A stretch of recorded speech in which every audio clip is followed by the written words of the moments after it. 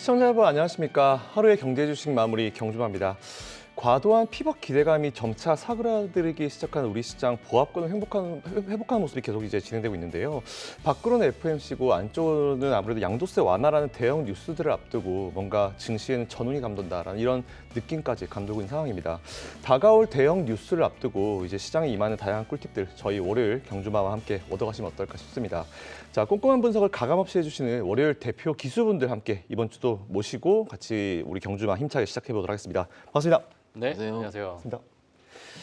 자, 일단은 오늘도 이제 시장 얘기를 먼저 한번 해봐야 될 것 같습니다. 그래서 지수 먼저 체크해볼 예정인데요. 앞서 말씀드린 것처럼 이번 주에 이제 다양한 재료들이 하나씩 베일을 벗기 시작합니다. 정말 중요한 시들이 매일매일 하나씩 있는데 오늘 코스피 코스닥 지수 역시 엎치락 뒤치락하면서 그래도 좀 마지막에 좀 땡겨 오르고 마감하는 모습을 보였었는데 오늘 지수 상황 어떻게 보고 계신지 파트너님부터 한번 들어보겠습니다.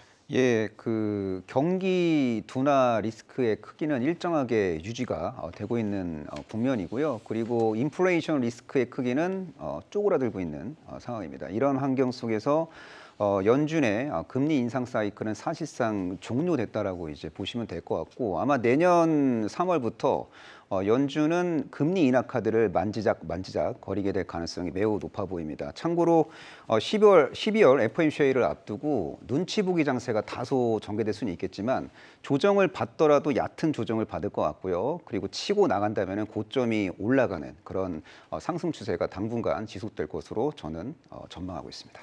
네, 확실히 12월 FOMC 그리고 이제 3월 정도까지 한번 같이 지켜보면서 수급만 좀 잘 들어오고 이제 받쳐주게 되면 좀 치고 올라가는 장세가 당분간 이어질 것 같다 이렇게 말씀해 주셨습니다. 그럼 이번에는 박종훈 팀장 함께 한번 들어보겠습니다. 네, 지난 우리 미국 시장을 먼저 좀 말씀을 드리게 되면 미국 시장의 어떤 빅테크와 그렇지 못한 중소형주들의 여러 이제 시속 게임이 좀 있었거든요. 예, 그러다 보니까 이제 앞으로 2024년이 어떠한 이제 주도주가 좀 나올 것인가, 아니면 인공지능이라는 것 자체가 연장선상으로 내년에 온디바이스부터 시작해서 최근에 이제 구글에서도 이제 제미나이를 이제 발표를 했죠. 네. 이러다 보니까 이제 챗 GPT의 대항마로서 이렇게 나오는 상황에서 이런 부분이 이제 소비자들로 하여금 이제 손 위에 쥐어지는, 그러니까 우리가 이제 과거에는 그냥 인공지능이라는 이제 어떠한 전반적으로 네. 이러한 이제 섹터가 좀 있었는데 이제 이런 부분이 이제 소비자들한테 어떤 플랫폼으로 다가오는가가 이제 구체화되고 있는 상황이다 이렇게 좀 보여지고 있어요. 하지만 지금 이제 금리 인상 이번 주에도 이제 FOMC 이제 금리 결정이 좀 나오고 이제 좀 기대하고 있는 상황이 있는데요. 사실 이러한 부분에 있어서 과거에는 이 금리 인상 때문에 크게 깨졌던 그러한 종목들이 다시 좀 회복하는 그런 국면으로 좀 들어가지 않을까라는 생각이 좀 들고 있는 상황이고, 이러다 보니까 러셀 2000 지수, 특히 이제 중소형주의 그 성장주들 위주로 우리가 조금 기대를 할 수 있는 그 시장이 오지 않을까라는 생각이 좀 들고 있고요. 자, 이런 부분이 또 국내 시장까지 좀 이제 훈풍이 좀 돌아드는 그러한 어떤 시장을 좀 개인적으로 예상을 좀 하고 있습니다. 확실히 금리 인상기가 거의 끝났다라는 이제 알려져 있죠. 그렇게 되면서 아무래도 우리나라든 미국이든 중소형주 위주의 움직임이 좀 많이 이루어지고 있는 것 같은데 일단 그 최근에 그런 흐름 좀 잘 짚어주셨습니다. 그러면 이제 마지막으로 박현석 팀장님 부탁드리겠습니다. 일단 두 분께서 이제 매크로 큰 걸 말씀해 주셨으니까 저는 이틀 좀 합쳐서 좀 말씀드리자면은 시장에 숨 쉬면서 지난주 금요일에 깜짝 놀랐죠. 오후에 양도세 한도를 증액할 수 있다라는 일종의 이제 추측성 뉴스가 좀 나오는 바람에 그래 종가까지 코스닥이 한 2시간 동안 1%가 올랐어요. 그러니까는 여태까지 우리가 매크로로 많이 보고 있지만 실질적으로 우리 장의 경우는 양도세 완화를 굉장히 기다리고 있었던 상황인 거죠. 그래서 주말 사이에 좀 기대를 하게 했었는데 아직까지는 뭐 나오진 않았지만은 일단 시장은 핵심은 그거라고 생각할 수 있겠고, 오늘 장이 조금 올랐거든요. 조금 올랐는데 장중의 특이점은 아침에 살짝 뜨다가 중국장이랑 홍콩장 시작하면서 밀렸어요. 밀리다가 한 12시 한 30분 정도까지 쭉 밀렸는데 그때 거래소는 마이너스까지 돌았었고요. 그때 홍콩 H 같은 경우는 마이너스 2%가 넘었습니다. 다행히 오후에 좀 올랐는데 2시 이후에 급작스럽게 땡겼는데 그것도 역시 중국 및 홍콩 시장이 다시 열리는 바람에 막폭을 만회하면서 올라왔기 때문에 시장을 좌지우지했다. 그러면 정리를 해주면 뭐냐면 우리 시장은요 크게 양도세 완화에 대한 지역적인 부분으로 크게 움직이는 거고, 그리고 전반적인 매크로 안에서는 홍콩, 중국 증시를 보면서 같이 움직였다 보는 게 맞을 것 같아요. 그런데 거래대금 측면에서 봤을 때 거래소가 7조 9천억 그리고 코스닥이 6조 9천억이거든요. 최근에 코스닥 시장 보시면은 2000년주 움직일 때 거의 8조, 9조 대까지 움직이다가 지금 7조 언더로 떨어졌다 하면 오늘 2000년주 별로 안 움직였다라고 보는 게 일단은 맞을 것 같고요. 개별 종목 장세가 지속이 되고 있는데 지금 지난주 금요일과 오늘 사이에서 소부장 종목들이 오늘은 좀 밀렸습니다. 그 지난주 금요일은 소부장 종목들이 크게 올랐고요. 그러면 우리가 여기서 캐치 포인트는 뭐냐면은 우리가 슈퍼개미라고 하는 분들은 소부장 종목들을 굉장히 사랑하는구나.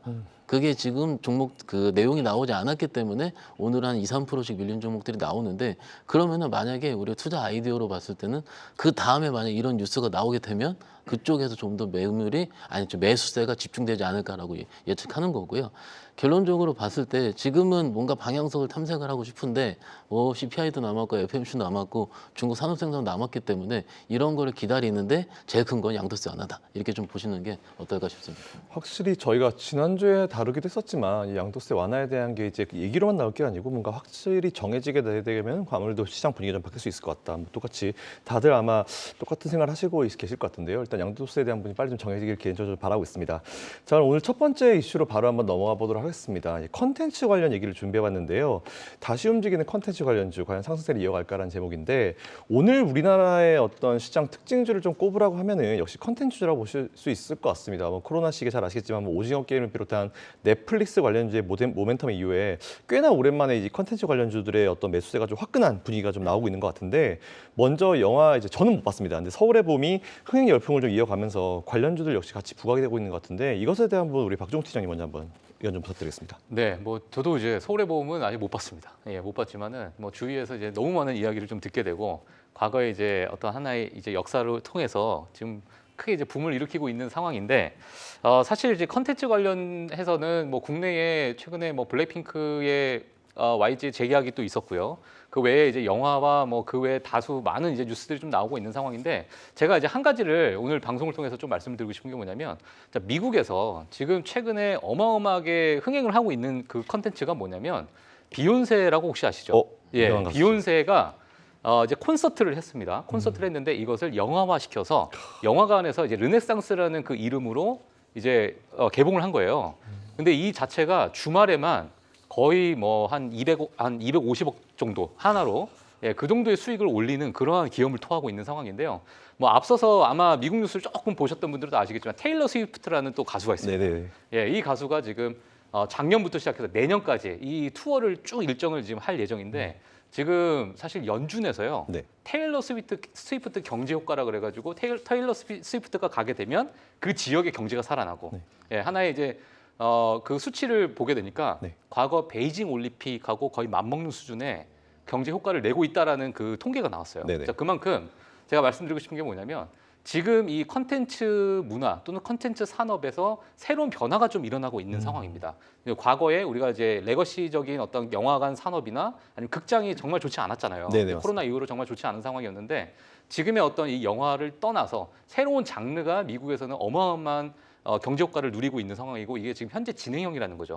그렇다 보니까 국내에서도 사실 이번에 여러 이제 컨텐츠에 대한 이야기도 있을 것이고 또는 약간의 정치적 성향이 이 컨텐츠 섹터에 조금 묻어나서 어느 정도 좀 시세를 준 부분도 없지 않아 있겠지만은 전반적인 이 컨텐츠 자체가 이제는 약간의 어떤 변화의 초입에 있다라는 거죠. 그래서 이런 부분은 아마 미국의 어떤 흐름과 또 국내의 이 컨텐츠 산업과의 어떤 교집합적인 부분을 우리가 한 고민을 해봐야 되지 않을까 이렇게 좀 생각하고 있습니다. 네, 확실히 팀장님께서 이제 미국과 연결해서 한번 또 준비를 잘해주셨고요. 이번에 똑같은 질문을 우리 국내 우리 파트너께 가보겠습니다.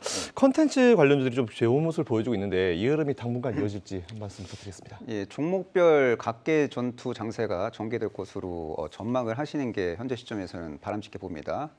서울의 봄 관련주는 크게 두 종목이 있습니다. 첫 번째 종목은 콘텐트리 중앙이 있고 두 번째 종목은 덱스터가 있는데 콘텐트리 중앙 같은 경우에는 그 서울의 봄 배급사의 지분을 보유하고 있는 기업이고 덱스터는 시각 특수효과 전문 기업으로서 서울의 봄 제작에 투입이 됐던 그런 기업이라고 이해하시면 될 것 같은데요. 근데 이 두 개 기업 중에서 멀티 스토리를 보유하고 있는 기업들을 잘 보셔야 될 것 같습니다. 그러니까 스토리의 스펙트럼이 다소 넓은 기업이 결국에는 저점과 고점이 올라가는 상승 파동이 미래에 전개될 가능성이 높아 보이는데요.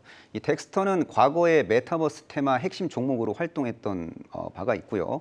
인공지능과 빅데이터와 그 메타버스는 이웃 사촌 관계라고 보시면 될 것 같습니다. 장기적으로 봤을 때 메타버스 시장 성장에 대한 기대감도 부각될 수 있고요. 특히 애플이 그 혼합 현실 헤드셋을 내년에 이제 본격적으로 이제 런칭을 하고 마케팅의 드라이브를 걸 경우에는 덱스터를 비롯한 메타버스 테마주들이 좀 꿈틀거릴 가능성이 매우 높아 보입니다. 그래서 덱스터 같은 멀티 재료를 보유하고 있는 기업들은 좀 관심을 지속적으로 가지면 될 것 같고, 또 내년 초 CES를 앞두고 미래 신기술과 관련된 기업들이 순환 상승 흐름이 전개될 수도 있거든요. 그래서 4세대 신기술 그리고 4차 산업혁명 핵심 키워드와 연결고리가 있는 기업들에 대한 관심은 계속돼야 된다라고 생각을 하고 있습니다.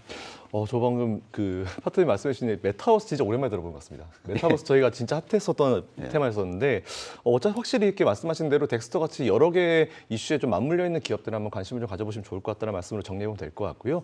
그럼 다음 질문 한번 넘어가 보도록 하겠습니다. 이 얘기는 좀 해야 될 것 같은데 배우 이정재 씨와 이제 정우성 씨가 투자했다는 와이더 플래닛 역시 상승세가 굉장히 매섭습니다. 뭐 관련 종목군으로 이제 위즈 스튜디오, 덱스터 같은 경우는 물론 이제 가상 현실과 관련된 업종 전반의 상승으로 좀 이어지고 있는 그런 흐름인 것 같은데 아무래도 이렇다 할 굵직한 재료가 없다 보니까 이제 이런 작은 이제 이슈에도 뭔가 좀 크게 반응한 게 아닌가 좀 생각이 드는데 오늘 컨텐츠 관련주의 상승세는 바로 앞으로도 이어갈 수 있을 건지 이거 한번 우리 박현선 팀장님께 여쭤보고 싶습니다. 일단 오늘 상한가 친 종목이 위직 스튜디오죠. 네네. 그래서 와이더 플래닛과 일부 업무를 협약한다는 부분이 좀 있었고, 그렇게 된다면은 위직 스튜디오가 상한가를 쳤는데 그 다음에 따라가는 게 보시다시피 레몽레인이라든지 네네. 그 기타 다른 종목들 관계사들이 같이 올라가는 거예요. 그러면은 지금 그 종목들 차트 보시면은 굉장히 많이 빠져 있거든요. 거의 한 2년 반 빠졌습니다. 그러면 빠졌다가 요만큼 올라갔나 치더라도 기존에 우리가 메타버스 신나게 얘기할 때 있잖아요. 네네. 그때 대비는 뭐 종목마다 다를 수 있겠지만 3분의 1 토막 아직도 그렇습니다. 그러면은 지금 상황에서 그 종목들이 과연 진짜로 미래를 견인할 수 있어서 갈 것인가, 혹은 과거의 메타버스 열풍을 이끌 것인가라고 봤을 때는 아직은 저는 물음표가 좀 있고요. 왜냐하면은 이게 지금 쫓아간 거거든요. 네. 그 종목이 같이 가니까 그 다음에 맥스트 같은 기타 옛날에 메타버스라든지 종목들이 하나하나 좀 같이 가는 거예요. 그러면은 이게 지금 시장이 왜 그런 현상이 일어날까 생각해봤는데 낙폭과대입니다. 어떻게 보면 전체 시장의 결 자체가 낙폭과대로 형성되어 있고, 지금 내가 매매를 하더라도 상한가를 하더라도 내가 내일까지 한 번 정도는 더 내가 수익을 득할 수 있는 그런 경험적인 법칙. 왜냐하면은 최근에 올랐었던 정말 많이 빠졌던 섹터 중에 바이오도 많거든요. 네. 바이오 같은 종목이 한 번 첫 상한가를 치면은 이틀, 3일 혹은 2, 3일 정도 연속이 있더라고요. 네. 그럼 지금 시장은 대부분 투자자들이 뭔가 우리가 장기 투자를 바라보고 하는 투자자들보다는요, 우리가 전업으로 매매를 한다라든지 혹은 선수급에서 매매하시는 분들이 좀 더 많이 매매를 합니다. 그런데 제가 그런 최근에 매매의 결을 좀 종합을 해보니까는 첫 상한가에서는 좀 쫓아잡더라도 내가 좀 더 할 수 있다. 뭐냐면은 이게 그 컨텐츠 주가가 좀 더 갈 수 있다라는 걸 생각하는 것도 좋습니다. 물론 우리 임종현 파트너님께서 아까 르네상스 얘기하셨잖아요. 임종현 파트너님 그 우리 별명이 또 르네상스입니다. 예, 알고 있는데 예, 일단 저도 좀 소름이 돋았는데요. 어찌됐든 지금 이 상황에서는 시장에서 좀 결을 잡기가 조금 어렵지 않을까 싶은 거예요. 왜냐하면은 내일 이렇게 지난주에 우리가 지난주 금요일로 생각해 볼게요. 대부분 어떻게 생각했을까요? 소부장 쫓아잡을까 했었습니다. 네. 사실은요. 그런데 오늘 이 이슈가 나와서 주말에서 이런 이슈가 나와서 컨텐츠들이 이렇게 세게 다 메타버스 관련 세게 예상하신 분들은 죄송하지만 기존에 좀 빠졌으니까 내가 모아야 되겠다 생각하신 분들은 거의 없었을 것 같아요. 네, 맞습니다. 그만큼 시장의 이슈 자체가 굉장히 빠르게 움직이는 거고, 빠르게 움직이는 거 이슈의 종합은 낙폭 과대에서 나오는 거고, 그 낙폭 과대 전에 봤을 때는 우리가 피벗이 있기 때문에 네. 고금리 때문에 피해를 봤던 성장만 있었었던 그런 주들이 직격탄을 맞은 것들만 지금 움직이는 거거든요. 네. 그러면은 시총이 좀 작고요 또. 그러면 우리가 이거를 상한가에 매매를 해야겠다기보다는요, 이 이슈가 내일도 갈 수 있을지 이걸 좀 생각해 봐야 되는데, 저는요 너무 20% 이상 25%대 좀 그래도 잡는 거는 제가 보기에는 좀 개인 투자자분들 손이 빠르지 않는 이상에는 좀 어려울 것 같고요. 또 내일은 또 새로운 이슈가 나올 거 있고 네. 그렇지만은 일부 종목들은 내일도 연속이 갈 겁니다. 근데 그 종목들을 조금 더 추려볼 필요가 있어요. 왜냐하면 그건 진짜거든요. 그래서 내일까지 연속되는 종목들을 지금 내일 아침에 좀 공부를 해보는 게 일단 지금 입장에서는 맞지 않을까 싶습니다. 확실히 지금은 진짜 우리 개인 투자자들이 정말 대응하기 어려운 시장은 많습니다. 뭐 낙폭 과대주를 위주에서도 뭔가 이제 수급이 들어간 종목들만 움직이기 때문에 이건 진짜 손이 빠르다고 말씀해 주셨는데 정말 스캘퍼 수준으로 아니면 그렇죠. 이거 따라가기도 정말 어려운 시장인 것 같고요. 대부분의 분들이 뭐 보통 이제 주식과 이제 직장 업무를 같이 하시는 분들이기 때문에 참 이런 종목 어려운 것 같습니다. 자, 그럼 바로 저희가 다음 이제 이슈로 넘어가 보도록 하겠습니다. 로봇 관련인데요. 로봇을 만난 방산주, 로봇과 방산주가 플러스가 됐습니다. 부진을 털고 일어날 것인가 이것에 대한 얘기를 한번 해볼 예정인데 방산 관련주들 상황 역시 뜨겁습니다. 뭐 여러 가지 이야기들도 있긴 하지만 어쨌든 이딴 수주 소식 이후에 이제 차익 실현으로 인한 어떤 세론 논란이 계속되고 있는 방산주인데 LIG 넥스원의 고스트 로보틱스 인수 소식이 있습니다. 이게 트리거로 과연 이제 평가됐다는 그런 내용이 나왔는데 과연 이번에 인수가 결정된 고스트 로보틱스가 꽤나 유명한 로봇 기업임에도 불구하고 가격을 좀 저렴하게 인수했다는 평가가 좀 있거든요. 이게 주가에 탄력이 좀 붙었다라고 하는데 이것 관련으로 박현선 팀장님 한번 말씀 부탁드립니다. 일단 고스트 로보틱스는 솔직히 이번 이슈뿐만이 아니더라도 로봇주 얘기할 때 항상 회자가 되었었던 네. 거고요. 인수가가 5천억 정도 된다고 하니까는 아니 3천억 정도 된다 하니까는 기존의 LIG 넥슨이 어떻게 자본 조달을 했는 거가 굉장히 중요할 겁니다. 네. 그런데 오늘 종가 기준으로 LIG 넥슨이 상한가를 쳤거든요. 상한가를 친 이유는 기존에 우리가 알고 있었던 LIG 넥슨은 방산 관련 주식이고 매매라는 제 입장에 봤을 때는 약간은 다른 종목보다 무거운 주식이었고요. 그리고 수주 관련해서 폴란드가 별로 없었기 때문에 네네. 과연 좀 더 추가적인 수주가 있을까라고 걱정했었던 주식이었고요. 그러면은 오늘 아침에 20% 이상 갭상승을 했을 때 매매를 할 수 있는 투자자가 어떻게 됐을까, 얼마나 됐을까라는 물음이 하나 있는 거고, 그리고 고스트 로보틱스 인수를 싸게 한 건 맞습니다. 그리고 내용을 좀 살펴보니까는 고스트 로보틱스가 일단은 뭐 영국이라든지 미국에 실질적으로 납품을 하고 있는 뉴스까지 나왔기 때문에 실체도 분명한 거고요. 그러면 확실한 거는 시장에서 LIG 넥슨을 저희 딱 편하게 얘기하면 네네. 방산으로 볼 것인가 로봇으로 볼 것인가 핵심인 것 같아요. 네. 이게 로봇으로 봤을 때는 멀티플을 무한대로 줄 수가 있으니까 무한대는 약간 좀 내용이 좀 같는데요. 뭐 한 3, 40배 정도 이상을 줄 수 네. 있는데 지금 오늘 기준 한 12배 정도 나오거든요. 그러면은 방산 기준 12배는 조금 비싸요. 뭐 하나 에어로스페이스가 한 7배, 8배 정도 나오고요. 그러면은 어찌됐든 오늘 종가는 상한가거든요. 그러면 오늘은 그래도 로봇에 한 번 정도 손을 이루어진 건데 그 다음에 시장의 평가가 중요한 거죠. 근데 기관은 오늘 많이 팔았을 겁니다, 아마도. 그러면은 일단은 시장 메이저들은 조금은 방산치고는 너무 같다라고 생각하는 거고 우리 개인 투자자분들 같은 경우는 아니다. 로봇이 좀 더 좋다. 로봇이 좀 더 멀티플을 더 세서 줬다. 이렇게 생각을 한 거거든요. 그래서 역시 이런 부분도 우리가 좀 판단해야 될 부분인 것 같습니다. 그렇죠. 시가총액이 이렇게 높은 회사가 상한가를 친다는 거는 굉장히 그 의미가 있는 부분이고요. 조금 더 넘어가게 되면은 이제 시총이 한 6조까지 넘어가게 되면 이게 되거든요. MSCI 편입이라든지 네. 지수 편입 이슈가 있기 때문에 네. 에코프로 머티처럼 갈 수가 있어요. 또. 음. 그러니까는 이게 지금 그 후에 어떻게 될 것인가. 네. 이게 지금 굉장히 저는 관전 포인트입니다. 지금요. 아까 우리가 와이더 플레인식 컨텐츠를 살린 것처럼 LI 넥슨이 방산을 살렸으면 좋겠습니다. 왜냐하면 지금 이런 부분 자체가 시장을 좋게 하는 과정이거든요. 맞습니다. 막상 어렵다고 말씀을 드린 건 맞아요. 컨텐츠도. 그렇지만 여러 가지 종목들이 계속 종목답게 워킹을 해야지 시장이 좀 더 살아날 수 있는 거고 거기서 매매하는 투자자는 수익이 나야지 수익을 하고 딴 걸 또 매매를 하거든요. 네. 그래서 이런 건전한 순환매가 조금씩 나오고 있는 과정은 저는 굉장히 긍정적으로 보니까는 시장을 조금 더 살펴보시면 어떨까 말씀드릴 수 있겠습니다. 확실히 밸류를 줄 때 이제 어떤 한 종목이라 하더라도 여러 가지로 같이 엮여 있기 때문에 이걸 밸류를 이쪽으로 줄지 이쪽으로 줄지 참 그 중요한 것 같습니다. 그러면 이거는 사실 준비된 내용은 아닌데 지금 우리나라가 사실 폴란드로부터 되게 많은 수주를 받은 상황이에요. 근데 이제 폴란드의 정권이 이제 정치적인 상황이 좀 있기 때문에 말 바뀌게 되면은 지금까지 기존에 있었던 것들이 다 이제 엎어질 수 있다. 뭐 사실 이런 얘기도 나오고 있는 것 같은데 사실 그것에 대해서 좀 어떻게 우리가 생각을 해봐야 될까요? 방산주 가능성에 대해서는. 예, 뭐 정권이 바뀌어서 어떤 정책적인 부분의 변화는 사실 뭐 예측하기 좀 힘들 것 같은데 지금 뭐 최근에 나온 여러 이제 수주를 좀 보게 되면 사실 앞서서 이제 박현상 팀장님께서도 뭐 잘 설명해 주셨지만은 지금 어떤 한 섹터로 묶여 있는 기업이다보다도 여러 지금 우주항공 같은 그러한 기업, 그러한 섹터까지 묶여 있다 보니까 사실 미래를 좀 우리가 볼 수 있는 미래 4차 산업의 어떤 핵심 근간인 섹터들이 지금에 있는 이제 방산 기업들과 많이 엮여 있거든요. 그렇기 때문에 정말 이 시장에서 어찌 보면 좀 리레이팅하는 그런 구간이 좀 필요할 것 같다. 예, 앞서 말씀해 주셨지만은 지금 뭐 LIG 넥슨 같은 경우에도 뭐 PER이 12배라고 이제 말씀해 주셨지만은 이제 앞으로 이러한 어떤 여러 가지 섹터가 같이 묶여진다면 우리가 정작 이제 시장에서 어떤 밸류에이션을 좀 줘야 되는가. 그래서 저는 개인적으로 또 긍정적으로 보고 있습니다. 예, 그리고 이제 하나 에어로스페이스 같은 경우에도 오늘 뭐 폴란드와 수주의 여러 이런 호재성 기사가 좀 나오긴 했는데 과거 3년 동안에 정말 지속적으로 올랐거든요. 네네. 예, 그러다 보니까 과거 3년 전과 지금의 가격을 보게 되면 고점과 좀 대비를 하게 되면 한 5배가 올랐어요. 물론 다른 기업들 정말 너무나도 뭐 잘 갔던 뭐 2차 전지 기업들도 좀 있었겠지만 네네. 그런 거에 비하면 너무 좀 재미가 없었던 거 아닌가라는 분들도 분명 있으실 수 있는데 과거에 어떤 탄탄하게 올라갔던 그런 부분을 좀 보게 되면 앞으로도 어느 정도 모멘텀은 지속적으로 살아있는 그런 부분이 좀 방산주 섹터고 그 안에서 좀 우량한 그러한 기업들을 우리가 좀 봐야 되지 않을까 이렇게 보고 있습니다. 확실히 팀장님 말씀하신 대로 우리나라의 방산 이 기업들 자체가 이제 원래 가성비로 좀 떴지 않습니까? 러시아 우크라이나 이슈 이후에. 근데 어쨌든 우리나라의 가성비는 계속 이어질 것이고 그리고 이제 앞으로 그런 기업 국가들의 어떤 수요는 당분간 이어질 수 있기 때문에 기업의 어떤 내부적인 어떤 모멘텀이나 앞으로의 어떤 상황을 좀 모니터링 하실 필요가 있을 것 같다. 이렇게 정리하면 될 것 같습니다.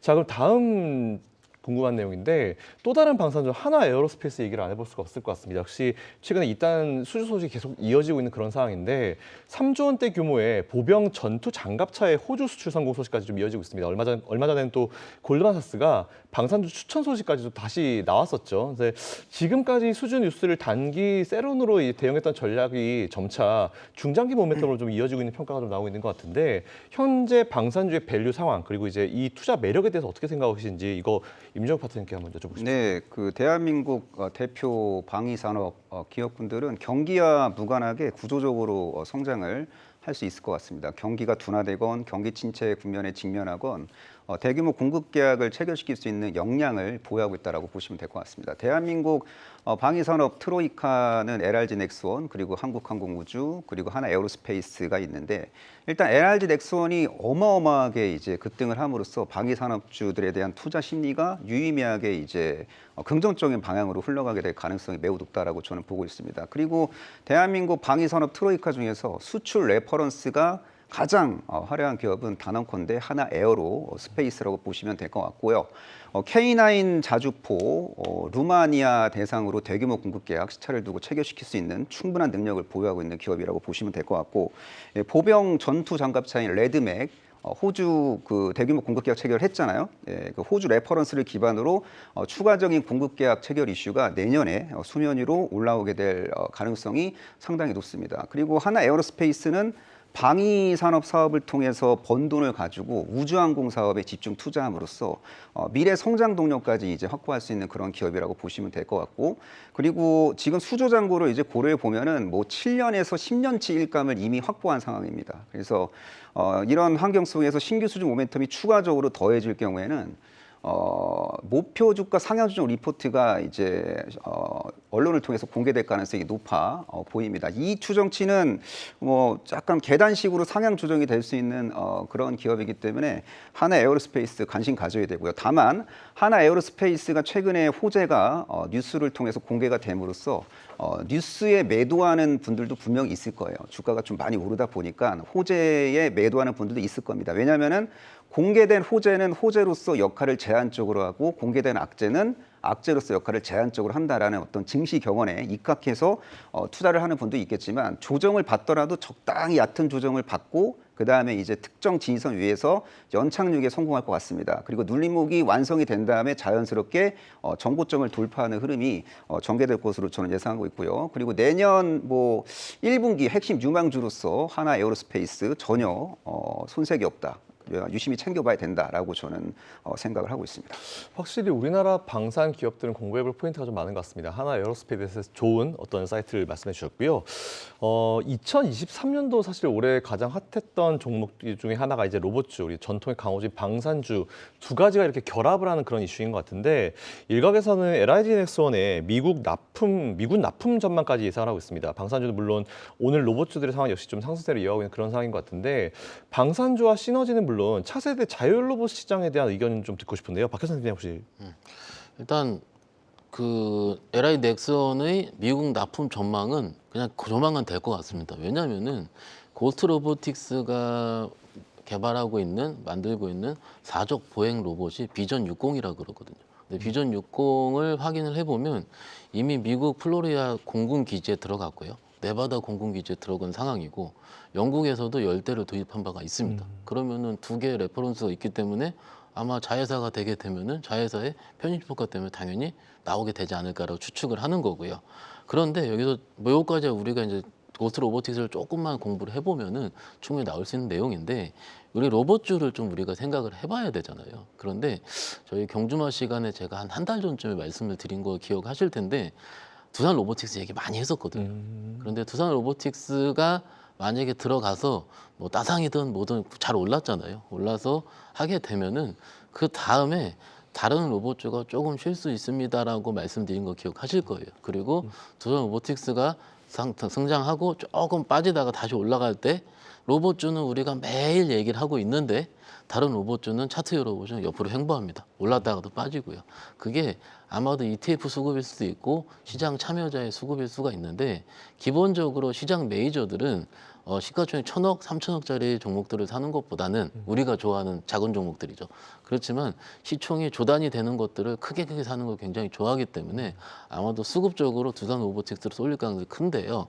근데 만약에 LI 넥슨이 일단은 오늘 방산으로 치부가 됐다고 치겠습니다. 그렇지만 아마도 이런 말씀하신 이런 그 미국 납품 전망이라든지 이런 것들이 계속 가시적으로 뉴스가 나오면서 실질적으로 이게 로봇 관련주들로 편입이 된다라는 그런 시류가 확정이 된다면 또 다른 로봇주들도 조금 쉴 수는 있어요. 그리고 두산 로보틱스랑 시총 차이가 지금 조금 있기 때문에 두산 로보틱스 좀 더 셀 수는 있지만 LIG 넥스원 그러니까 레인보우 로보틱스 정도 시총이 나오는 거죠. 그러면 나머지 종목들은 조금 더 쉴 수가 있습니다. 그래서 그게 저는 안 쉬었으면 좋겠는데 이게 기본적으로 수급 자체가 그렇게 분산될 수밖에 없기 때문에 일장 매매를 하실 때는 우리나라 로봇주 안에서 그렇게 좀 보시는 게 좋을 것 같고요. 이게 지금 차세대 자율주행 로봇 시장까지 같이 봐야 되겠죠, 당연히. 그런데 그 같은 경우는 아까 임 대표님께서 아까 CES 얘기하셨는데요. CES가 1월 7일부터 아마 12일까지 할 텐데 그때 하우드는 아마 자율주행일 겁니다. 그래서 그때 앞서까지는 이런 모멘텀이 살아있을 것 같습니다. 그래서 지금은요 12월에서 1월 적어도 2월 MWC 끝날 때까지는 아마도 그런 우리가 전통적으로 알고 있는 그런 뭐 학회라든지 기타 여러 가지 시즌들이 있기 때문에 그런 매매 전략을 펼친다면은 오히려 지금이 좀 더 매매하기 편하지 않을까 같이 말씀드릴 수 있겠습니다. 어차피 이제 내년에 있을 CES까지는 어느 정도 모멘텀이 이제 이어질 수 있을 것 같다는 말씀해 주셨고 박현선 팀장님이 지난주랑 오늘 똑같이 말씀해 주신 게 뭐였냐면은 이제 같은 업종 내에서도 이제 올라간 종목과 떨어진 종목이 달라질 수 있다. 이제 차별화 종목을 잘 선정해야 된다는 말씀을 지난주 이번 주 또 한번 강조해 주셨는데 요거는 진짜 한번 생각해 볼 이슈인 것 같습니다. 근데 참 개인 투자한테 어려운 문제긴 하지만 지금 시장을 좀 이겨내려면 이런 액션들이 필요하니까 이런 거 한번 잘 모니터링 해보시면 좋을 것 같고요. 다음 이슈로 한번 넘어가 보도록 하겠습니다. 이거 얘기도 해야 됩니다. FOMC 주간이죠. 이번 주는 이제 올해 마지막 FOMC 금리 발표를 앞두고 있습니다. 지긋지긋했습니다. 올해 정말 FOMC가 결정돼서 어떻게 되에 따라서 정말 시장 분위기가 완전히 천차만별로 바뀌었는데 금리 인상이 드디어 멈추고 시장은 금리 인하 타이밍을 계속해서 노리고 있는 시점이죠. 근데 사실 이게 시장은 노리고 있지만 연준에서는 전혀 생각이 없는 그런 상황인 것 같고요. 이번에 사실 FOMC 제일 포인트는 다플라 점도표입니다. 과연 점도표가 어떻게 찍히냐에 따라 가지고 내년에 어떤 금리 인하에 대한 어떤 힌트를 얻을 수 있기 때문에 일단 이번에 점도표를 어떻게 발표되는지가 좀 시선이 집중되고 있는데 파월은 언제나처럼 결정된 거 아무것도 없다. 그때 당시 데이터 보고 결정하겠다. 이런 뭔가 확실하지 않은 이런 스탠스를 좀 계속해서 견지를 해왔단 말이죠. 근데 이번에 FOMC 점도표를 통해서 확실한 금리 인하의 시그널을 좀 우리가 볼 수 있을지 이건 우리 박종훈 팀장님께 여쭤보겠습니다. 네, 과거 금리 인상 또 금리 인하 여러 이제 과거 데이터를 좀 보셨던 분들 많이 있으시겠지만은 과거에 11번의 금리 인하 시기 동안에 한 번을 제외하고 전부 다 경착륙이었습니다. 예, 그렇기 때문에 한 번만 과거에 이제 연착륙의 사례가 좀 있었고요. 이번에 만약에 연착륙이 된다면 정말 역사적인 순간이 될 수 있는데 지금 우리가 이제 통계적으로 좀 보게 되면은 금리 인하했던 시점은 거의 다 이제 경기가 좀 좋지 않고 어딘가 정말 부러졌었거든요. 네, 맞습니다. 예, 그렇기 때문에 이번에 정말 금리 인하라는 것 자체가 연착륙으로 갈 수 있을 것인가에 대한 의구심을 많은 분들이 좀 하고 계실 것 같고요. 과거에 제롬 파월 의장이 12월 2일이죠. 그때 당시에 얘기를 했을 때요. 이제 스피치를 했을 때 뭐 비슷한 얘기를 하셨어요. 비슷한 얘기를 하셨는데 선물 시장에서는 이런 부분을 가지고 이제 3월 달에 금리 인하가 될 것이다 해서 3월 달에다가 많은 이제 의견을 좀 네. 나오는 퍼센트가 높아지는 그런 상황이 좀 벌어졌다가 이번에 또 고용 지표가 나오게 되니까 다시 5월로 또 밀렸습니다. 예, 그러다 보니까 지금의 어떤 시장 상황도 3월과 5월이냐 6월이냐 많이 이렇게 왔다 갔다 하고 있는 상황이긴 한데 물론 이제 시장에서는 많은 분들이 빨리 금리 인하가 왔으면 좋겠다라는 메시지가 그냥 고스란히 담겨 있다라고 보면 될 것 같아요. 하지만 지금 충분하게 긴축적인가라는 우리가 의문을 던졌을 때는 사실 그렇지 않거든요. 예, 그래서 이게 지금 연준에서는 내가 지금 금리 인하를 해야 될 상황에서의 어떤 유동성에 대한 문제도 분명히 있을 것이고 과거에는 지금 뭐 당장 우리가 금리 인하를 해야 되는 이유를 찾게 되면 마땅히 없어요. 네. 왜냐하면 지금 실업률이 올라가느냐 그렇지 않거든요. 예, 고용도 지금 상당히 계속 견조한 상황이고 그럼 인플레이션이 완전히 목표치까지 잡혔냐도 아니고 이러다 보니까 여러 가지 어떤 그 시그널을 우리가 봤을 때는 언제쯤에 금리 인하가 될까라는 여전히 우리는 퀘션인 것 같아요. 그래서 저는 이제 개인적으로 사실은 금리 인하가 내년 상반기 때는 저는 오지 않을 가능성이 좀 크다라고 저는 개인적으로 좀 보고 있는 상황이고 왜 그렇게 제가 생각하냐면 지금 미국 연준이나 여러 가지 그런 긴축적인 그런 부분에 있어서 많이 풀린 이 유동성 자금이 어느 정도 많이 긴축이 됐는가를 봤을 때는 아직은 조금 시간이 좀 필요하다. 저는 이렇게 좀 보고 있기 때문에 이런 부분을 한번 같이 좀 나눠보시면 또 어떨까, 좀 생각이 들고 있습니다. 예. 아직 뭐 인플레이션이 확실하게 떨어진 건 아니죠. 그렇기 때문에 어느 정도 지금 높은 수준의 금리를 좀 유지를 해놓고 이제 내년 상반기까지는 금리 인하를 할 가능성이 그렇게 높지 않아 보인다라고 또 우리 팀장님께서 말씀해 주셨습니다. 그럼 똑같은 질문을 우리 파트너님께 여쭤보고 싶은데 내년 금리 인하 계획을 대략적으로 어떻게 예상하고 계신지 어려운 질문입니다. 어려운 질문인데 저는 늦어도 2분기 중으로 금리 인하 결정이 내려질 것 같아요. 내년에 제가 볼 때는 상반기 중으로 한 번, 그리고 하반기 중으로 한 번, 총 2차례의 금리 인하 결정을 하게 될 가능성이 매우 높다라고 보고 있고, 금리 인하 폭은 25bp씩 2번 금리 인하 가능성이 상당히 높다라고 보시는 게 맞는 것 같습니다. 경기 침체 노이즈로부터 지금 자유로운 상황이 절대 아니라고 저는 보고 있고, 그리고 물가와 관련된 각종 데이터는 둔화되고 있고, 그리고 최근 유가 차트 한번 봐보세요. 저점과 고점이 지속적으로 내려오고 있습니다. 유가의 흐름, 그리고 전반적인 그 원자재 가격들의 흐름을 보면은 어떻게 보면 미래 경기에 대한 공포감도 지금 그 가격에 좀 반영이 되어 있다라고 저는 보고 있거든요. 그리고 지금 2차 전지 그 소재 기업들이 위로 치고 나가기 약간 버거워하는 이유 중에 하나가 그 리튬이온 배터리를 생산할 때 아주 중요하게 탑재되고 있는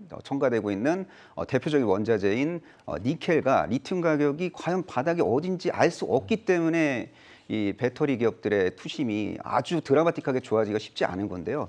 저는 리튬하고 니켈 가격 4분기 중으로 바닥 확인하고 내년 상반기 때 저점이 서서히 올라가는 파동이 전개될 것으로 보고 있고, 2차 전지 업황을 올해 4분기보다 내년 상반기 때 훨씬 더 좋게 보고 있습니다만, 그만큼 지금 원자재 가격이 밑에서 놀고 있습니다. 그래서 원자재 가격이 평균적으로 밑에서 놀고 있는데 인플레이션에 대한 공포는 당연히 줄어들 수밖에 없고, 그리고 경기 둔화 리스크로부터 완전히 자유로울 수 없는 상황이기 때문에 상반기 중 금리 인하, 그리고 하반기 중 금리 인하 한 차례, 총 2번의 금리 인하 가능성이 높아 보이는데요. 근데 중요한 거는 금리 인하를 2번 한다 한들 고금리 상황은 그대로 유지가 된다는 거예요. 그래서 많은 분들이 연준이 금리 인하를 이제 결정을 내리면 엄청난 유동성 장세가 전개될 것으로 기대하시는 분들도 있습니다만, 공격적인 금리 인하 사이클이 이제 전개될 때 그때 유동성 장세가 화려하게 전개되는 거죠. 내년에는 유동성 장세가 아주 멋지게 전개될 가능성은 그렇게 높진 않습니다. 하지만 그럼에도 불구하고 금리를 올리는 사이클보다는 금리를 인하하는 사이클이 증시에 훨씬 더 우호적이라는 걸 꼭 기억할 필요가 있어 보입니다. 그래서 내년도 지수 전망은 적어도 올해보다 긍정적으로 이제 전망을 하는 게 현재 시점에서 바람직하다라고 저는 보고 있습니다. 확실히 파트너님 말씀해 주신 대로 지금 뭐 금리 수준이 높긴 합니다. 그리고 상반기 한 번, 하반기 한 번 25bp씩 두 번 50bp를 내린다 말씀해 주셨는데 사실 시장은 기대감, 이제 금리 인상이 끝났고 이제 금리 인하로 간다는 그런 기대감 때문인데 사실상 이 포인트를 봤을 때는 시장이 뭔가 아직 유동성 장세로 확 들어간다라고 우리가 절대로 말할 수 없으니까 그 부분은 꼭 우리가 알고 한번 시장에 대응을 해보는 게 좋을 것 같다. 뭐 이렇게 정리해 보면 될 것 같습니다. 자, 다음 질문인데 현재 지금 어쨌든 월가를 비롯한 증시는 금리 인하를 기대하고 있습니다. 지금 금리 인상 아무도 생각 안 하고 있거든요. 근데 이런 낙관론이 계속 이어지고 있는 상황인데 최근에는 약세론자가 사라질 정도로 낙관론이 굉장히 가득한 시장이 돼버렸어요. 그래서 이런 어쨌든 고용 보고서에 대한 고용 보고서는 어쨌든 피벗 기대감에 대한 어떤 퀘스천 마크를 좀 남겼는데 이번에 최근에 보면 이제 변수가 되게 많긴 한데 한 가지 변수는 이제 우리나라 시간으로 내일 밤에 발표될 CPI입니다. 근데 뭐 JP 모건은 계속해서 꺾이는 인플레이션 지표가 오히려 증시에 악재로 작용할 것 같다라는 이런 분석도 있는데 이걸 어떻게 해석을 해봐야 될까 우리 박현선 팀에게 여쭤보겠습니다. JP모건은 좀 계속 그래왔던 것 같은데. 맞습니다. 예, 계속 그래서 그랬죠. 좋게 얘기한 적이 없는 것 같고요.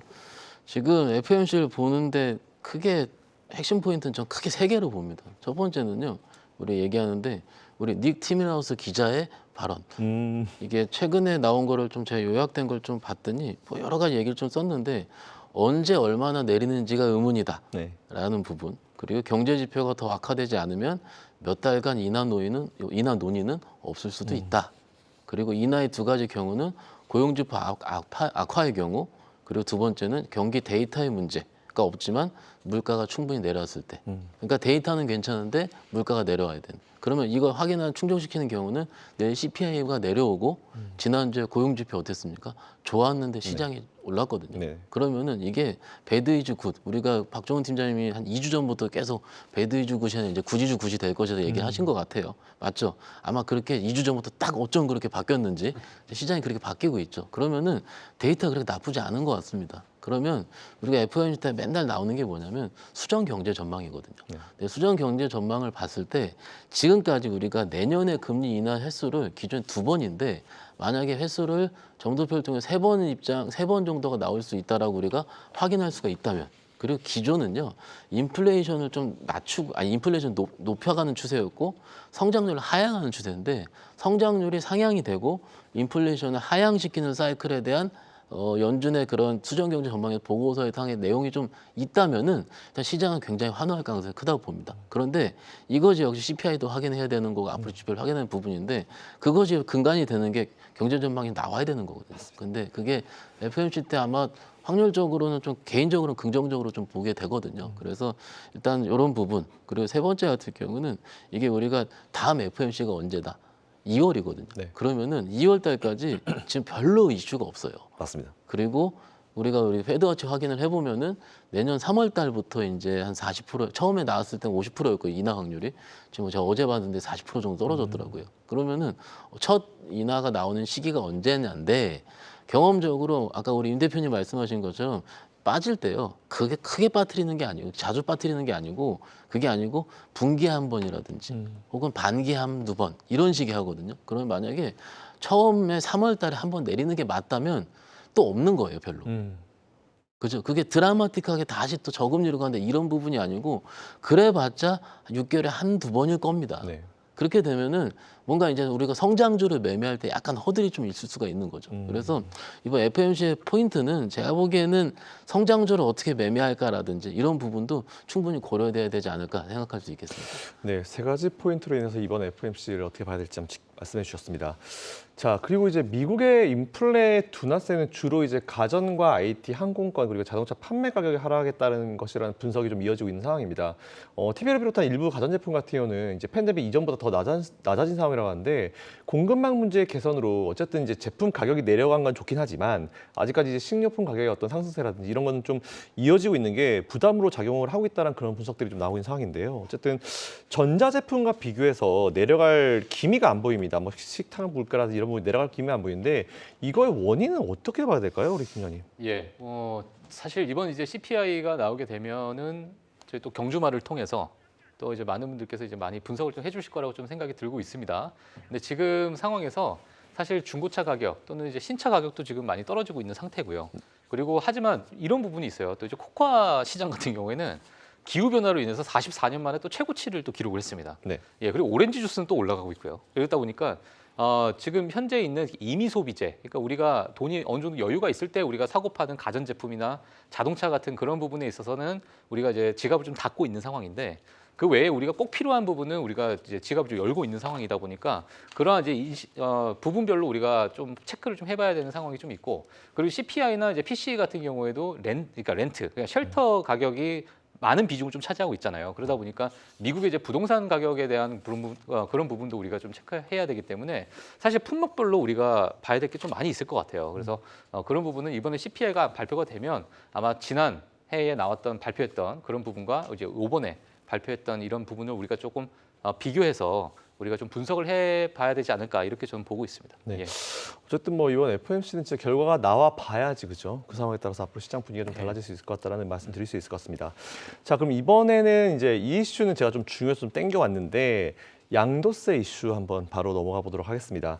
미국과 중국, 일본 매크로 경제가 이제 저마다 사정으로 지금 막 움직이고 있죠. 이런 상황에서 우리나라 같은 경우는 양도소득세 과세 이슈가 계속 논의가 되고 있습니다. 지난주에도 저희가 이제 우리 프로그램 통해서 말씀을 드린 적이 있었는데 일단은 현행 10억에서 양도소득세 30억으로 올리는 방안이 신속하게 검토가 되고 있다라는 그런 내용이 나왔는데 이게 어떻게 될까요, 우리 파트너님?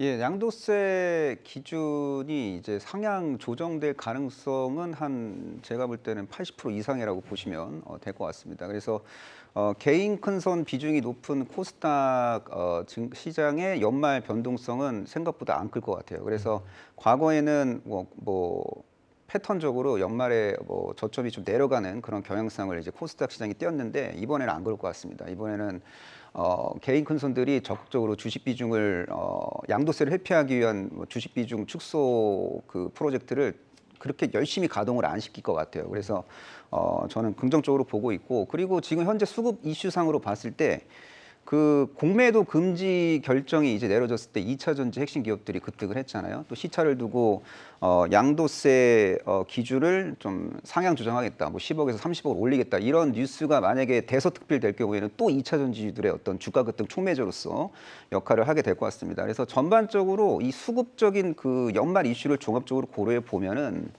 2차 전지주들에게 우호적인 트리거, 방아쇠 성격의 이벤트가 제법 질비하기 때문에 과거에 좀 고점에서 2차 전지주에 이제 물리신 분들은 좀 행복한 비명을 지를 수 있는 그런 환경이 눈으로 좀 확인이 되지 않을까라고 저는 조심스럽게 전망하고 있습니다. 양도세 과세 기준이 올라가면 일단 어쨌든 긍정적인 뷰를 좀 제시를 해주셨고요. 똑같은 질문 우리 박현상 팀장님께 한번 여쭤보겠습니다. 어떻게 생각하시는지요? 일단 우리가 과거 패턴적으로 봤을 때 이렇게 생각을 해볼게요. 경주마 전 처음 말씀드리는데 대주주 양도세에 해당이 되시는 대주주 고객들이 저희는 많이 봤거든요. 네. 그분들의 뭐 다 그렇진 않지만은 미리 좀 줄이시는 분들도 있긴 있지만 10분 중에서 한 6, 7분은 마지막까지 버티시거든요. 네. 잘 안 파집니다. 그래서 경험적으로 12월 크리스마스 이후에 확 내려가고 네. 그리고 그때 그 매물을 누가 받냐면 외국인과 기관이 다 받았습니다. 그래서 우리식의 매매 전략은 과거에 20억에서 처음 10억 떨어졌을 때가 기억나실 거예요. 그게 6, 7년, 5, 6년 정도 됐을 텐데 그때가 제일 심각했죠. 거의 맞아요. 조 단위로 그랬어요. 하루에. 그러니까는 막상 그런 대주주에 해당하시는 분들의 매매는 일단은 마지막까지 매도를 버티다 매도를 한다는 거고 그리고 외국인 기관은 그걸 받는다는 건데 지금 시장을 봤을 때 그렇지 않은 것 같은 거예요. 임 대표님 얘기하신 것처럼. 왜냐면은 이게 지금 정부에서 어느 정도는 합의될 가능성이 조금씩은 뉴스플로우에 지난주 금요일 날 2번, 오늘 한 번 또 나왔거든요. 네. 그러니까는 시장에서 기대를 하는 거죠. 네. 하기 때문에 만약에 근데 연말로 갈수록 그게 가시적으로는 좀 떨어질 겁니다. 빨리 나와야 돼요. 지금 시장을 위해서는. 그리고 섹터마다 꽤 다를 수 있을 겁니다. 아마도 섹터로 봤을 때는 크게 이제 소부장과 2차전지 대변이 될 거예요. 네. 그런데 저는요 2차전지는 조금 다른 경우라고 생각하는 게 미리 좀 조정을 받았지는 네, 않습니까? 맞습니다. 조정을 받았기 때문에 과연 대주주에 해당하신 분들이 지금 마지막에 꼭 던져야 될까라고 생각했을 때는 저는 그건 좀 아닌 것 같고요. 그런데 2차전지 안에서 큰 소재주보다는 작은 다른 종목들이 좀 더 해당이 될 것 같습니다. 네. 그렇기 때문에 그거는 우리 케이스 바이 케이스인데 여러분들께서 조금은 좀 고민하시는 게 어떨까 싶고요. 그리고 이제 종목의 선택의 문제인데 전략과 선택의 문제인데 지금요 대부분 분들이 이걸 가지고 언제 살까 고민 많이 하시거든요. 그죠? 이 이슈가 끝나면 내가 매수를 해야 되겠다 하는 분들한테는 현장에서 말씀드리고 있는 거는 레버리지 정도. 코스닥을 아예 지수 자체를 투자하는 거. 왜냐하면 종목 셀렉션이 어렵습니다. 그리고 어떤 종목이 개인 비중이 많은지도 조금 더 헷갈리기 때문에 그런 식으로 전략을 말씀드리고 있고요. 그냥 저는 주식하는 사람이잖아요. 저희 다 주식하는 분들일 텐데 조금 시장을 위해서는 빨리 완화 뉴스가 네. 뜨면 시장이 긍정적이지 않을까 싶습니다. 예. 맞습니다. 어쨌든 뭐 물리적인 시간이 부족하다 하더라도 좀 빨리 발표를 해주는 게 우리나라 시장이 좀 좋을 것 같고요. 그럼 마지막으로 이제 한 분씩 쭉 듣겠습니다. 이번 주 시장을 과연 어떻게 전망하시고 이제 어떻게 또 대처해 나가야 될지 한 말씀만 부탁드리겠습니다. 자, 이번 주 증시는 달리는 말에 올라타야 될 필요도 좀 있어 보입니다. 지금 반도체 업황이 너무 로맨틱하잖아요. 그래서 반도체 소부장 기업들 중에서 아직 덜 오른 종목들이 제법 있습니다. 그래서 뭐 반도체 기업 중에서 고점 바로 밑에서 눌림목 만드는 기업들은 신고가를 돌파할 것 같고 극복 가능한 악재가 현재 주가에 반영된 상태에서 내년도 반도체 업황 턴어라운드라는 호재가 반영이 안 된 일부 소부장 기업들을 저점에서 공략하면 수익을 추가할 수 있을 것 같아요. 그래서 바벨 전략을 추가하면 될 것 같습니다. 위에 떠 있는 종목, 신고가 돌파 가능성이 유력한 종목, 눌림목 공략과 그리고 낙폭과대 일부 반도체 소부장 기업들 저점 분할 매수 전략, 이 두 가지 전략을 추구하시면은 시장을 압도적으로 이기게 될 가능성이 매우 높다라고 생각하고 있습니다. 네, 우리 박종원 팀장님 어떻게 생각하십니까? 네, 저는 사실 지지난주부터는 제가 좀 생각하고 있는 게 이제 빅테크와 여러 중소형 성장주들과의 어떤 괴리감을 좀 보여줬었던 과거의 어떤 그런 흐름이 이제는 다시 중소형 성장주로 좀 넘어가는 그런 시점이 아닐까라는 좀 생각이 들고 있어요. 자, 그러다 보니까 어떤 이제 투자 아이디어를 좀 얻어야 될까라는 고민을 많이 하고 있습니다. 뭐 최근에는 이번 블랙 프라이데이가 좀 지나고 나면서 이제 온라인 매출이 사상 최대치를 또 기록을 했다라는 미국의 뉴스가 좀 나오고 있는데 그러한 어떤 기업들 또는 뭐 중국의 어떤 핀도더의 자회사인 테무가 최근에 좀 미국에서 어마어마한 또 성장을 보여주고 있잖아요. 네. 그러니까 이러한 부분에서는 우리가 또 어떤 기업을 또 봐야 될까라는 고민했을 때 결국은 이제 온라인 매출 또는 온라인 결제를 해야 되기 때문에 그 온라인 결제 기업들 네. 또는 그러한 핀테크 기업들도 같이 한번 우리가 지켜보는 것도 실적에 또 견인이 될 수 있는 그런 아이디어가 되지 않을까라는 생각도 들고 있고요. 그러다 보니까 뭐 최근에 금리 인상 때문에 많이 깨져 있었던 그러한 중소형 성장주들이 이번에는 어느 정도 피벗의 기대감 때문에 어느 정도 좀 극복해 나가는, 그러니까 과거 빅테크와 많이 크게 벌어졌던 그 괴리를 어느 정도 좀 극복해 나가는 그러한 시장이 좀 흘러가지 않을까라는 저는 생각하고 있기 때문에 아마 2024년은 그런 쪽으로, 그리고 이제 인공지능의 온디바이스 또는 NPU 그런 시장도 분명히 우리가 좀 봐야 될 시장이고요. 그러다 보니까는 이제 소프트웨어 기업들을 우리가 또 관심 있게 좀 봐야 되지 않을까 이렇게 보고 있습니다. 그럼 마지막으로 우리 박현선 팀장님 네, 저 부탁드립니다. 시장이 어떻게 보면 올라가는 생각하면은 굉장히 쉽고요. 떨어질 때면 사면 되니까요. 그런데 그 이슈가 어떻게 나올지 모른다. 만약 3주차까지 안 나오면은 뭐 이게 지금 2주나 남은 상황인데 종목들이 줄줄 세면 어떡하지? 고민이 되는 상황이거든요. 이럴 때 답은요. 내가 종목이 보일 때까지 일단 쉬는 겁니다. 네. 항상 저는 그렇게 얘기를 합니다. 그리고 그 종목이 정말 내가 확신이 있을 때는 떨어질 때면 조금씩 분할매수 하는 게 맞는데 아까 소부장도 말씀을 하셨는데 소부장 안에서도요. HBM이 있고요. 온디바이스 AI가 있는데 온디바이스 AI 안에 NPU도 있고요. 네. 소켓도 있고요. 모바일도 있고요. 굉장히 많습니다. 그러면은 그 안에서 어떤 식으로 밸류가 측정되는지가 다 다르거든요. 그러면은 다른 거를 그 시장에서 교집합을 찾는 건 뭐냐면 어차피 스터디밖에 없습니다. 그래서 조금 더 그 기업을 세밀하게 뜯어볼 필요가 있다라고 생각을 하고요. 그 뜯어보기가 좀 어렵다면은 우리 수급을 보실 수가 있거든요. 그래서 기관이나 외국인 수급이 동시에 들어온 종목들, 그리고 최근에는 갑작스럽게 들어온 종목들이 세게 가더라고요. 네. 그러니까는 갑작스럽게 들어온 종목들이 왜 어떤 논리 있는지 같이 고민을 하신다면은 뭐 어려운 시장 좀 헤쳐나가기 편하실 것 같습니다. 예. 네.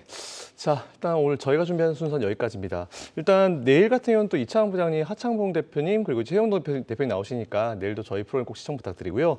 내일도 오늘 역시 마찬가지 많은 기대 부탁드리겠습니다. 진짜 경주는 지금부터입니다. 시청해주신 여러분 감사합니다.